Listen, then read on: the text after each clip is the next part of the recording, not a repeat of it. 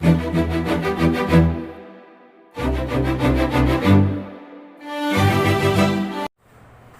बच्चों, कैसे हैं आप?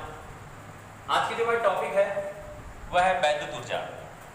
बच्चों के अगर अभी तक आपने मेरे चैनल फिजिक्स फैक्ट्स जी को सब्सक्राइब नहीं किया है तो जल्दी से मेरे चैनल को सब्सक्राइब कर लीजिए, ठीक है, और बेल आइकन को भी प्रेस करिए ताकि जो भी नई वीडियो आप यहाँ से अपलोड की जाए तो आपको सबसे पहले मिल सके।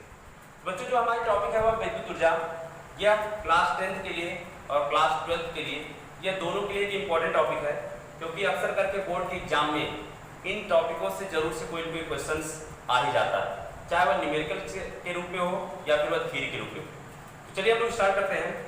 बच्चों, जब भी कोई चालक तार के सिरों के बीच हम विभवांतर स्थापित करते हैं तो जो मुक्त इलेक्ट्रॉन होते हैं वह अनुगमन वेग से चलने लगते हैं, यानी कि चालक तार के सिरों के बीच विभवांतर स्थापित करने से जो मुक्त इलेक्ट्रॉन होते हैं वह अनुगमन वेग से गमन करने लगते हैं।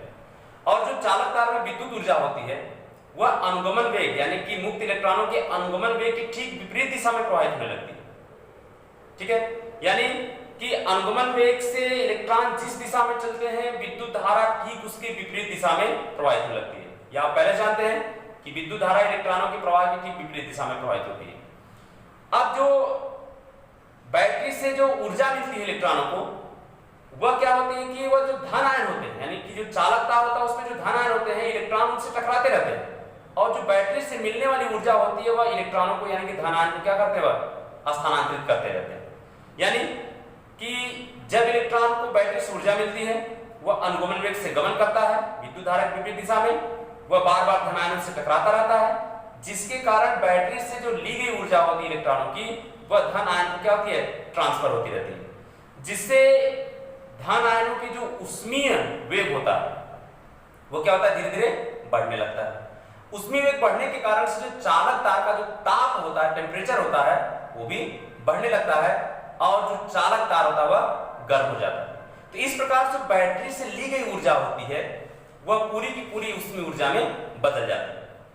इस ऊर्जा का दैनिक जीवन में भी बहुत सारा उपयोग, जैसे जो बिजली का बल्ब होता है, जो हीटर है, इसके अलावा विद्युत इस्त्री है या फिर पानी गर्म करने की रॉड है, इन सभी चीजों का उपयोग हम विद्युत ऊर्जा का उपयोग ऊष्मीय ऊर्जा में परिवर्तित करके हम कर सकते हैं।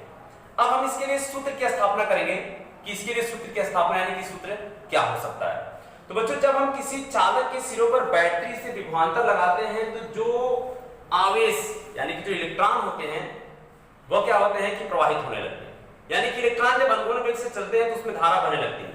तो अगर हम किसी चालक के सिरों पर v विभवांतर लगाते हैं, यानी कि जो विभवांतर लगा है वह हमने कितना लगाया, विभवांतर हमने लगाया v, जो उसमें आवेश कितना है, आवेश आपका कितना था, वह था आपका q। तो अगर और जो प्रवाहित धारा कितनी है, जो विद्युत धारा है उसकी विद्युत धारा वो कितनी है, वह स्मॉल i। तो अगर हम विभवांतर लगाते हैं तो अगर t सेकंड में अगर q आवेश प्रवाहित हो तो प्रवाहित धारा, आप पहले पढ़ चुके हैं विद्युत धारा कि आवेश प्रवाह की दर को हम क्या कहते हैं, विद्युत धारा कहते हैं। इसका मतलब है कि जो आवेश हो गया q इक्वल टू हो जाएगा I इंटू टी, से हम मानेंगे समीकरण 1। यानी कि अगर विभवांतर लगाने पर अगर q कूलाम का आवेश t सेकंड में, यानी कि अगर धारा प्रवाहित हो रही है तो अगर t सेकंड में q कूलाम का आवेश प्रवाहित होता है तो जो प्रवाहित आवेश की मात्रा होगी वह q इक्वल टू IT के बराबर। ये हो गया आपका समीकरण 1। तो q कूलाम के आवेश को चालक के एक सिरे से दूसरे सिरे तक प्रवाहित करने के लिए बैटरी द्वारा कृत कार्य या फिर दी गई ऊर्जा, ठीक है, तो वह जो कृत कार्य हो जाएगा वो होगा W equal to Q into V। ऐसा हम पीछे पढ़ चुके हैं विभवांतर बल परिभाषा में कि V इक्वल टू होता है क्या, W बटे Q। इसका मतलब है कि W इक्वल टू कितना हो जाएगा, V इंटू Q हो जाएगा। तो ऊपर से समीकरण क्या करिए, Q का मान रख दीजिए, इसलिए हमें मिलेगा कि W बराबर VI, यानी कि ये हो जाएगा आपका VIT। ये हो गया हमारा पहला से, इसे हम कह सकते हैं कि हमारा दूसरा समीकरण है, यानी कि जो कृत कार्य हो गया या फिर बैटरी के द्वारा जो दी गई ऊर्जा हो गई वह हो गई W इक्वल टू कितना, VIT। इसे हम मानेंगे समीकरण एक। अब यदि परिपथ का प्रतिरोध कितना हो, कैपिटल आर, यदि तार का प्रतिरोध कितना हो, कैपिटल आर हो, तो ओम के नियम से क्या मिलेगा, ओम के नियम से मिलेगा कि V = I R। अब इस समीकरण रेफरेंस क्या मिलेगा, तब मिलेगा कि W बराबर V की जगह पर IR, इसका मतलब है कि IR × IT, ये हो जाएगा आपका W बराबर I² R × T। ये हम इसे मानेंगे समीकरण नंबर, ये हो गया आपका 3।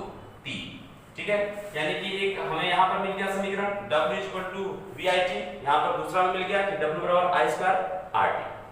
अब इस पहले वाले समीकरण यानी कि जो दूसरा समीकरण दिया है V = IT, अगर हम यहाँ से क्या कर दें, I का मान निकालें, यानी कि इस समीकरण में भी IT दिख रहा है, इसमें भी I दिख रहा है, तो अगर हम I का मान निकाल कर उसमें रख दें तब क्या मिलेगा, तो ओम के नियम से फिर से, यानी ओम के नियम से क्या मिलेगा कि I बराबर हो जाएगा V/R। इसलिए समीकरण 2 से हमें फिर से क्या मिलेगा, समीकरण 2 से, तो समीकरण 2 से हमें फिर से मिल जाएगा कि W बराबर कितना, I के यहाँ पर रख दीजिए, तो V × V/R और इंटू ये हो गया T। इसका मतलब है कि W = हो जाएगा V²T और ये हो जाएगा बटे R। इसे हम मानेंगे समीकरण 4। अब ये हो गया तीसरा समीकरण। तो अगर I का मान भी SI मात्रक हमने, I का मान SI मात्रक में, V का मान भी अगर हम SI मात्रक में ले, समय का मात्रक भी SI मात्रक में ले, ओम यानी प्रतिरोध का मात्रक है, सबको अगर हम सभी मात्रकों को अगर SI पद्धति में ले, तो ऐसी दशा में इस W का मान यानी जो व्यय ऊर्जा हो जाएगी उसका मान किसमें आएगा, जूल में हमें मिलेगा। यानी कि तब मिलेगा W बराबर, पहला समीकरण मिलेगा VIT, दूसरा वाला समीकरण में मिलेगा कि ये हो जाएगा आपका I² RT, और जो तीसरा समीकरण हमें मिलेगा वो हो जाएगा कि V²T और बटे R। यह 3 मान हमें मिल जाएंगे और इन सभी का जो मात्रक होगा वो हो जाएगा जूल। ठीक है, इस सभी का मात्रक क्या हो जाएगा, जूल। लेकिन जो ऊर्जा है, जो विद्युत ऊर्जा, यहाँ जो विद्युत ऊर्जा है वह उष्मा में कन्वर्ट हो रही है, उष्मा में बदल रही है। और हम ये भी जानते हैं कि जो उष्मा का मात्रक होता है वह कैलोरी होता है, उष्मा का मात्रक कैलोरी होता है। लेकिन यहाँ पर जो हमने व्यय ऊर्जा निकाली वो किस निकाले में, जूल में निकाले। तो अगर इस जूल को हमें उष्मा में यानी कि कैलोरी में चेंज करना हो तो क्या मिलेगा, तो हम जानते हैं कि एक जो कैलोरी होती है, एक कैलोरी जो होती है वह 4.2 जूल के बराबर होती है। ठीक है, एक कैलोरी क्या है, 4.2 जूल के बराबर होती है। तो इसलिए उत्पन्न उष्मा हम कह सकते हैं H बराबर ये हो जाएगा W/4.2 और ये मात्रक इसका हो जाएगा कैलोरी। ठीक है, अब मान रख दीजिए ऊपर से, अगर ऊपर से हम सभी मान रखते हैं तो H बराबर मिलेगा कि VIT/4.2 बराबर I²RT/4.2 बराबर V²T/4.2 R, और इन सभी का जो मात्रक हो जाएगा वो हो जाएगा कैलोरी। ठीक है, ये है विद्युत ऊर्जा, यानी कि जितने सारे हमने एग्जाम्पल लिए से, जैसे विद्युत का बल्ब हो गया, हीटर हो गया, इस्त्री हो गया, ये सभी के सभी क्या हैं, यह विद्युत ऊर्जा को उष्मीय ऊर्जा में या फिर प्रकाश में चेंज करने वाले उपकरण होते हैं। और अगर आपको हमें उष्मा का मान निकालना हो तो हम आसानी से इस सूत्र का प्रयोग करके हम उत्पन्न उष्मा का मान निकाल सकते हैं। बस आपको V, I और R यानी कि 3 अगर मान दिए, 3 में से अगर 2 मान दिए गए हैं तो आप आसानी से इसके मान हम निकाल सकते हैं प्रयोग करके। ठीक है, तो इन सभी सूत्रों को आप याद कर लीजिए और इन पे जो आधारित सवाल होते हैं आप उस पर प्रैक्टिस कर लीजिए। मैं भी कुछ आपको प्रैक्टिस के लिए करा दूंगा। धन्यवाद।